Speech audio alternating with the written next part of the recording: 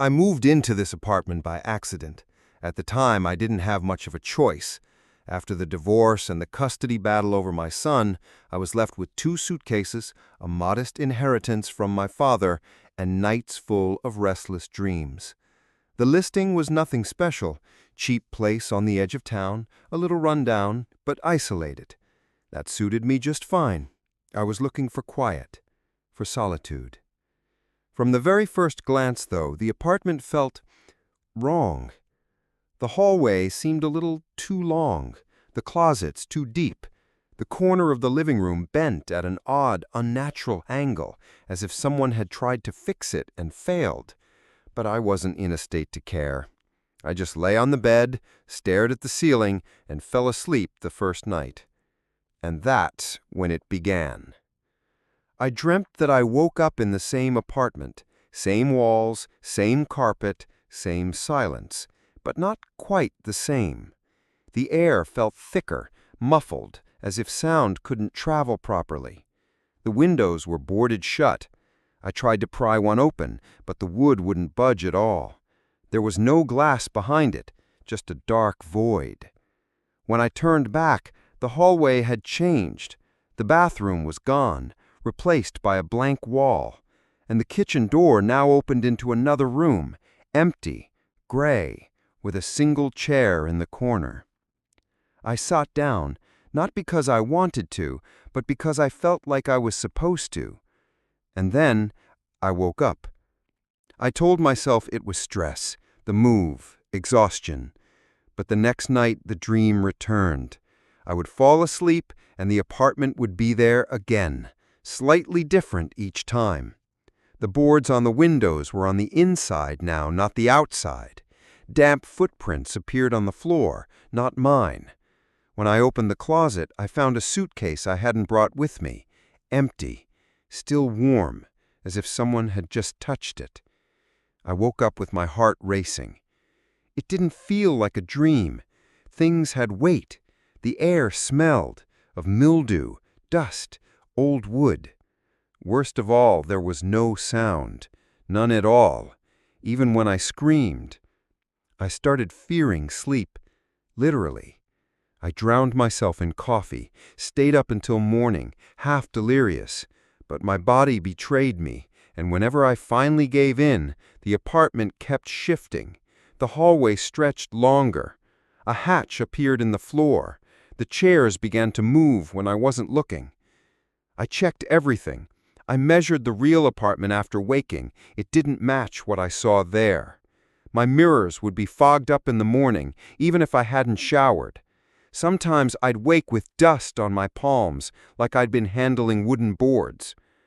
Once, I woke to find the suitcase from there sitting by my real bed.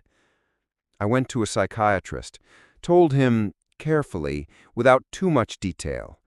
Tests came back normal, no signs of psychosis, no sleepwalking. He said it was a hypnagogic state, dreams that feel like reality. And for a while I almost believed him. Almost. Until the night I couldn't stay awake and finally saw him. He was sitting in that same chair, a long, distorted silhouette like a child's memory of what a person looks like. No face, but his head was always turned toward me, no matter where I moved. He never stood, never twitched, and yet every time I entered the room, the chair was closer. I woke up with cuts on my legs, thin, sharp scratches, like from nails or rusted wood. That's when I decided to move out. I packed my things, but there were more suitcases than I remembered. 3. I had only brought 2. The third held nothing but a mirror, old, dusty, cracked across the glass. On the other side of the crack, my face looked different, more worn, more gray. I set it face down and threw it in the dumpster. The next morning, it was in my living room, clean, dust-free. I never left. In the weeks that followed, I realized the other place wasn't just waiting for me, it was preparing me. With each dream, the apartment grew more complete, A mirror of mine but distorted.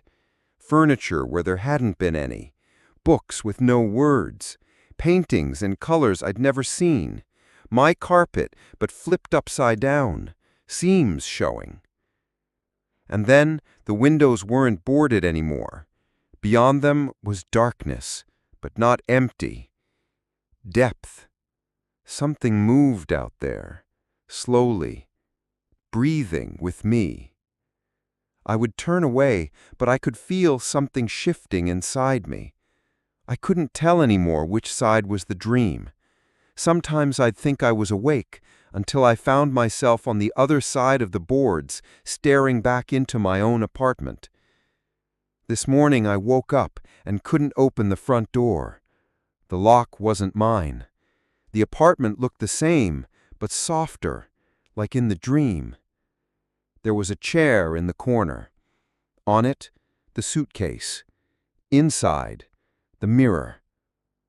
I stepped into the hallway. The walls were bare. No elevator, no windows. The world ended beyond the apartment. That's when I understood. I had crossed over.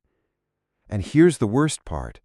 When I touched the mirror, I saw myself, but not here, in my real apartment, lying in bed, breathing, sleeping. That's when I realized this wasn't me anymore. Not here. The one in my body wasn't me. Something else had taken my place. While I slept, it waited, built the mirrored home, and the moment the mirror was complete, it moved in. I was pulled here, into the copy, the reflection, the wrong side. And now I'm only a shadow. Every night I wander through my apartment, past boarded doors, silent rooms, into the endless dark, watching, waiting. Because now I know the doors never close. Someone else will move into this apartment. Someone else will sleep here, and they'll feel it too. The shifting walls, the vanishing windows, the suitcase that shouldn't exist. And when they find the mirror, it will tell them it's not too late, but it will be.